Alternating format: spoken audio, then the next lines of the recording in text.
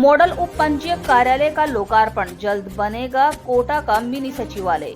विधायक संदीप शर्मा ने मॉडल कार्यालय के रूप में विकसित कोटा उप पंजीयक कार्यालय का लोकार्पण करते हुए कहा कि ऐसे मॉडल कार्यालय वक्त की जरूरत है। यहाँ आम जनता से जुड़े हुए केंद्र हैं, जहाँ प्रतिदिन बड़ी संख्या में लोग आते हैं।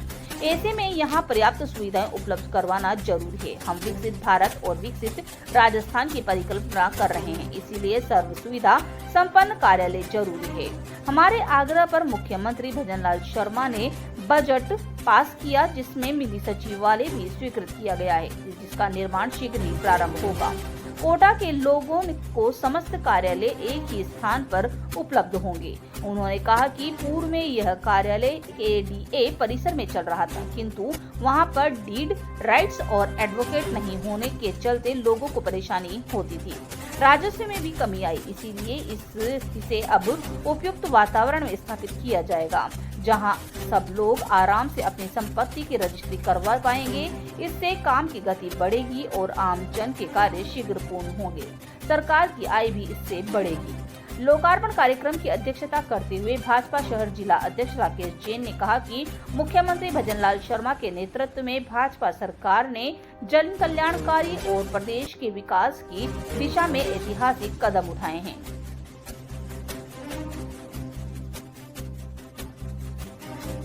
विषय आम जनता से जुड़ा हुआ विषय है और पहले ये कार्यालय जिसे CR2 UIT कोटा KDA में चला करता था, परंतु वहाँ पर चूंकि ना तो डीड राइटर थे, ना एडवोकेट्स थे, ना कलेक्टरेट थी, इस वजह से वहाँ असुविधा होने की वजह से रेवेन्यू कलेक्शन में बहुत कमी आई और पूरे ही राजस्थान में लोगों की सुविधा को देखते हुए उन्हें अच्छा एक उपयुक्त वातावरण में रजिस्ट्री के लिए रुकना भी पड़ता है, लाइन भी लगानी पड़ती है।